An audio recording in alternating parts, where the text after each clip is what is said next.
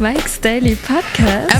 Episode 941. Hello, it is Mike Matthews, broadcasting from Cafe Anyway, located somewhere in Podcastro Valleyton. Today, it's the return of the much-loved feature, the Cassette Cubbyhole, where we listen to another interesting interview from eons ago that I had to save to tiny tape with country music star RHETT Akins. Mike's Daily Podcast. Plus, we hear from Chely Shoehart, Floyd the Floorman, John Deere, the engineer skins. Mike's Daily Podcast. I was trying to have dinner with a friend on Friday night, and there was an issue with a child who was quite loud, to the point where my conversation was a fight with the sounds from this kid. This all happening despite her lesbian parents not doing anything to quiet her. Mike's Daily Podcast. And they were a family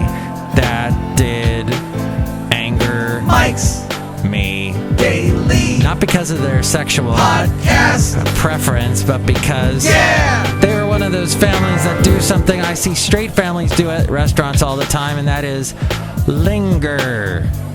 When you're done eating, leave. Don't cranberries linger. Don't just sit there not saying anything, letting your little preschooler scream bloody hell, frickin' murder, disrupting the rest of us trying to eat out. It's expensive to eat out. I should at least be allowed to eat my overpriced food with a nice ambiance. Or at least an ambiance that doesn't assault my ears. This is why I don't eat out anymore. Restaurateurs don't have a clue. They can't handle the highly entitled families out there that are too lazy to cook, these families, so they gotta eat out all the time. They gotta hog all their seats. Bon appetit. I should own a restaurant. Instead, I own a fake restaurant. Cafe Anyway. Yes. All right. Oh God, I feel so much better. Thank you. So much better to get that out. That kid was so annoying. Screaming like over and over again. And my bill, was pretty expensive, and I'm like, oh, what did I get out of that meal? Look who just walked in. Hello, my God, it's Chely Shoehart, the Restaurateurs. Oh my God, you're so angry. I was just a little perturbed. It sounds like it. You know what? You should go out and eat all the time because you meet all kinds of neat people. Not really. You go out and everybody sticks to themselves. Nobody talks to each other at restaurants anymore. There was a time people would be like, hey, you're eating alone? Come and sit with us. We don't know who you are. What time was that, Mike Matthews? When did that happen? A long time ago. Happened probably before you were born. Uh-huh. Oh, so where I work part-time, this guy just started working, and I found out he's not even 20 yet. And here I am, like a couple times that age. To multiply that by like a couple large digits, and then you get my age. And then I'm like, wow, I work at a job where I can be replaced by someone that was born 20 years ago. 1995 was like such a great year. Do you remember what happened in 1995? Deep Blue something. That's right, Deep Blue something. Tiffany's, and she said, I remember the film. Yeah. So, and also where I work part-time, I work with this person I've mentioned in past podcasts. I'm going to mention, oh, look who else just walked in. Oh, Mike, this is Floyd the Floorman. This is John Deere, the engineer. Mike, please go on. We didn't mean to interrupt you. Tell us more about your part-time job. I work with this guy. I've decided to give him a name. I haven't named him, but I'm going to give him a name. His name is Obfuscatka. Mike, that sounds Russian. It's not. But you know what? I did meet a very beautiful Russian girl today when I was walking Basil the Boxer. That's right. Basil is awesome. Let's hear it for Basil the Boxer. Yeah, so this beautiful Russian girl pulls over in a huge truck with her boyfriend. They're both Russian. He's like from Tracy, which is very far away from here. It's not that far. It's an hour east of Podcastro Valleyton. And they were really nice. They were talking to me. Oh, she was quite lovely. Anyway, Obfuscateca. I call him that because everything he says you can't. And I've talked to multiple people about this. You have to accept whatever he says with a grain of salt because he obfuscates everything. He probably doesn't even know what that word means. But yeah, he does that. So you can't believe a word he says. Or there is like a tiny little bit of truth and he twists it in such a way that when he's telling it to you, you're like, what? It's bigger than it is. Well, he's in radio. It makes sense. Radio people constantly make things, but it's like I'm trying to make you think I'm at a restaurant right now. Mike Matthews, we're not? No. Please tell me that we're actually, like, on a beautiful beach somewhere. We're not there. No, we're at a restaurant. All right. You look so forlorn. I am forlorn, Mike Matthews. Oh. Sorry. Well, yeah, so Obfuscateca is what I'm calling him. Maybe you know someone that obfuscates things, that you never get a clear answer, that they twist reality to suit their own needs. And you know what? At least I'm doing it here for entertainment purposes. He's doing it for his own betterment. That's sad. So do you have to deal with someone like that? Have you had interesting situations like that? Please email me, mikesdailypodcast@gmail.com. We read your comments in the section emails from email. And your common, not so comments, you can comment on the Twitter. We're at Mike Talks. We're also on Facebook. Facebook.com/Mike'sDailyPodcast. And you can hear us all over the place. Links to all those places at Mike'sDailyPodcast.com. But you can hear us on Mixcloud, Podomatic, Stitcher, TuneIn, SoundCloud, YouTube, and on iTunes. Subscribe to us on iTunes if you can. If you are there, rate us, comment on the show. I don't know, kind of do that kind of thing. Fuss with us a little bit on iTunes, and that helps us out. More people find out about us. And there is also the Amazon link. If you're going to buy anything on Amazon, go through that link. Okay, we've got this big plasma screen showing Keeping Up with the Kardashians. And who's the blonde one? Chloe? Yeah. It shows her at some, like, grand opening of her makeup thing, and girls, like, bawling their eyes out because they get to meet her. That's so sad! More sad than Obfuscateca. Oh! Oops, well, we did have a plasma screen TV. Anyway, yeah, we also have the wonderful Amazon. If you're going to buy anything on Amazon, go through that link there at Mike'sDailyPodcast.com, and that will help us out if you do that. We get a little bit from that. There is also the PayPal, if you want to help us out through PayPal and become an inglorious Mike's Daily Podcaster. You can find that at Mike'sDailyPodcast.com. A special MP3 for thee from all the cafe characters will then be sent to you if you do that. All right, now the cassette cubbyhole. You can hear past interviews and other cassette cubbyholes that I've done at Mike'sDailyPodcast.com. The cassette cubbyhole is called such because these are interviews I did way back before I had the means of saving stuff digitally. And so I had to save it onto cassette at the time. So this is a recent cassette that I discovered of the country singer RHETT Akins, who had an interesting career, went all the way to number 1 a couple times. Wait, didn't he? Later that day. I had to do some research. Yeah, Don't Get Me Started was a big hit for him, as was the song That Ain't My Truck. Don't Get Me Started went all the way to number 1. All right. Well, we talk about songwriting, and also one of the reasons why I'm posting this in my show today is because I listened to this interview and I'm like, oh my gosh, this takes me back to when I lived in Ventura County. And just up the coast from Ventura County, about an hour drive north of Santa Barbara, is the little town of Buellton and Solvang. And we talk about that and about an interesting singer-songwriter that was from there. I don't know. It just got me all nostalgic of when I used to live there in the Ventura County, Santa Barbara County. Wow. Okay, listen to it. This is really interesting and kind of funny, and I'm an awful interviewer. And And I forgot to mention that David Letterman was a big fan of RHETT Akins because RHETT does the song That Ain't My Truck. And David Letterman thought it was awesome, that song. In fact, had RHETT on his show. In fact, RHETT talks about the whole David Letterman experience, which is interesting because now David Letterman's retired and no longer doing his show. Okay, here we go. Mike's Cassette Cubbyhole. RHETT Akins is here at the CASSETTE Cafe. Thank you for stopping by, RHETT. Man, I appreciate it. It's good to be in California. Woohoo! Is that what this is? We are in Cal. Believe me, I know it's.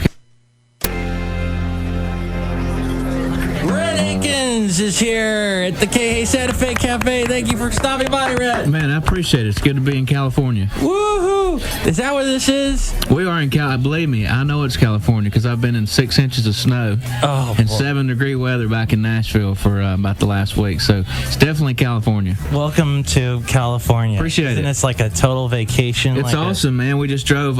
We've started out in San Jose this morning and driven all the way down here. And Wow. Got to ride, right beside the coast, and it was a good view. It's great to have you here. Thanks.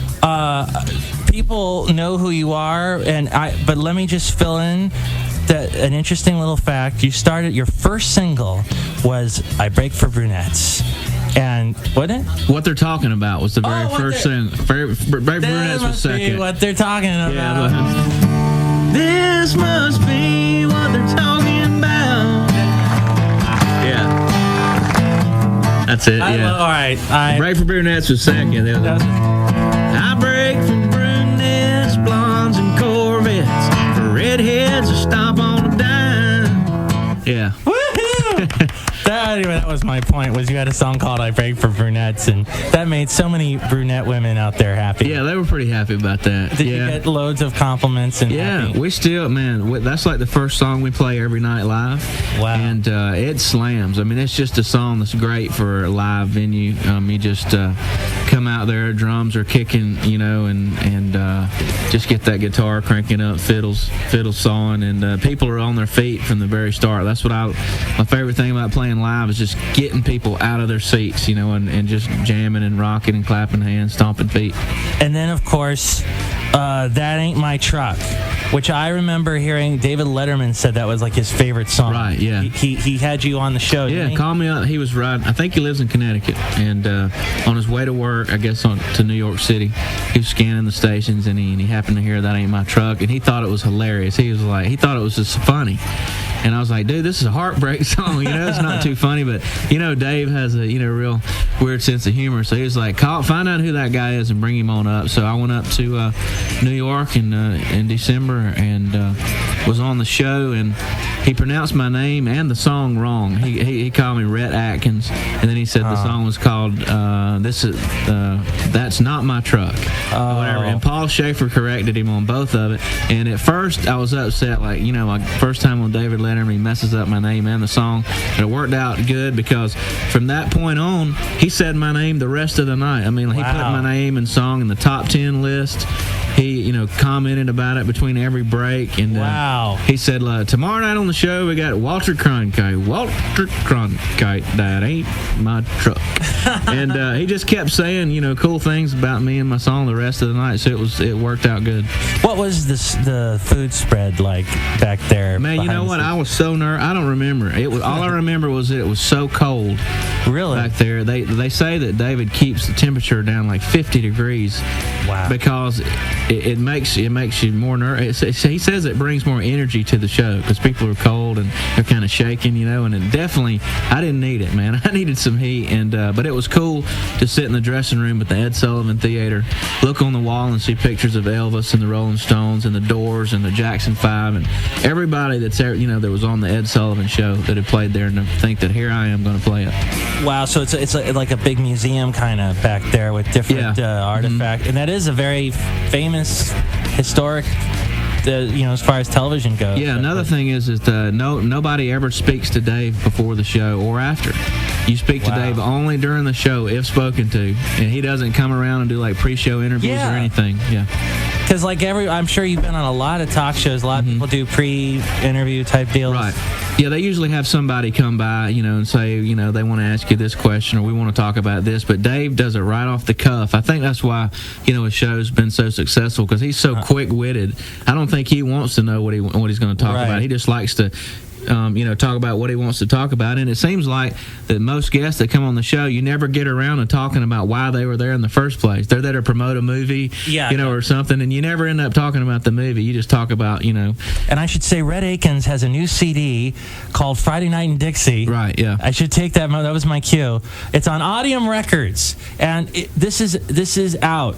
Yes, it's out in stores right now. Right. So you can go get it right now. Friday Night in Dixie, and how are Friday nights in Dixie these days? Well, they're a little cold right now, but that's why you build a big bonfire, and you get you get all your friends together, and you get people like Montgomery Gentry to bring the warm spirits to the party, and it's a song that I wrote with one of my all-time heroes, Charlie Daniels. Wow, really? Yeah, he and I wrote the song together, and recorded it at his farm in Mount Juliet, Tennessee. And it's a real just country, southern rocking, Hank Jr., Charlie Daniels, Leonard Skinner type feel tune. And it's a barn burner. We play that one live too. And even though most people haven't heard it as much as they've heard some of the old stuff, people get up for that one too.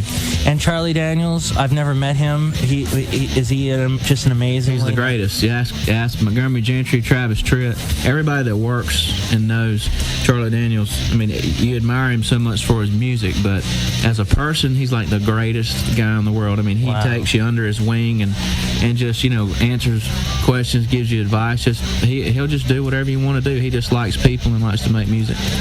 That is great. Well, how exciting. So you can hear that song, Friday Night in Dixie. It's on the new album called Friday Night in Dixie. And I'm going to play right now your song that is the new single from it. It's called In Your Love. Right. And Marv Green, the big guy who wrote Amazed and a bunch of, let's say, like some Tim and Faith tunes. I think he's got the brand new Jody Messina song. He lives right up the road. He's what town is it? Just right. Like Lompoc or something. Val Kilmer. Yeah, Val Keats from Val Kilmer. That's San Ynez? Salvang. He's from right around in there. That's it. And I met his brother today. We were just up there at the radio station. Art. And Marv has written some amazing songs like Amazed. And I think that this song that he wrote is just another great one. I feel like I'm fortunate to have gotten a chance to record this one. I'm going to play it off the CD player right now here. Here we go. I'm going to hit play and listen to RHETT Akins and his new one, In Your Love, on the Hey Santa Fe Cafe. Hey, that is RHETT Akins with his...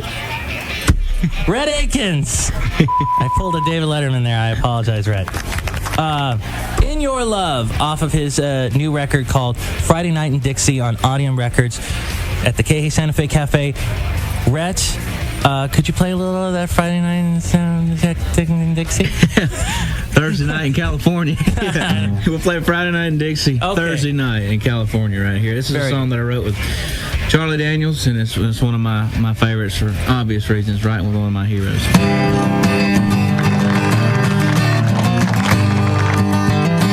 Well, there was a cloud of dust down Lonesome Road one full moon Friday night. The county sheriff and old man Jones had a feeling that it wasn't right. So they followed a beer can trail and it took them to the riverbank. Well, there was girls and guys and four-wheel drives and 500 watts of Hank, oh yeah. Well, that sheriff was packing a 44. He shot it up in the air. He said, "You're on private property, people better move it on out of here." Then a blue-eyed cutie with a wiggly walk come sliding up next to him. Said, "There ain't no way you're getting us out, so you might as well come on in." And she said, "It's a Friday night in Dixie. It's time to have some fun. 'Cause anything goes till the rooster crows and we see that southern sun. We gon' party down to that country sound. You know what I'm talking about. It's Friday night in Dixie, can't hold it in. Let it all hang out. Oh yeah." Well, that sheriff searched all the pickup trucks to see what he could find. Some shotgun shells, an old buck knife, and a mason jar of moonshine. Then Billy jumped up in the back of the truck and said, Sheriff, I do confess, well, I stole that jar from old man Jones, 'cause I heard that he made the best. The sheriff put down his pistol. He looked over at old man Jones. He said, it's up to you what you want to do, lock him up or leave him alone. Well, that old man said, I sure have done my share of raising hell, and I ain't too old to raise it with y'all. Then he let out a rebel yell, and he said, it's a Friday night in Dixie. It's time to have some fun, 'cause anything goes till the rooster crows and we see that southern sun. We gon' party down to that country sound, you know what I'm talking about. Well, it's Friday night in Dixie, can't hold it in. Come on, let it all hang out. Yeah, let it all hang out, people. All night long. Whoa, right here all night long. Wow, yeah, RHETT Akins. Appreciate that, man. That is awesome. Yeah, RHETT Akins there. Now, I will have tomorrow the second part of that Into an Interview cassette cubbyholes. We go outside a cafe anyway. We're bringing Mike's Daily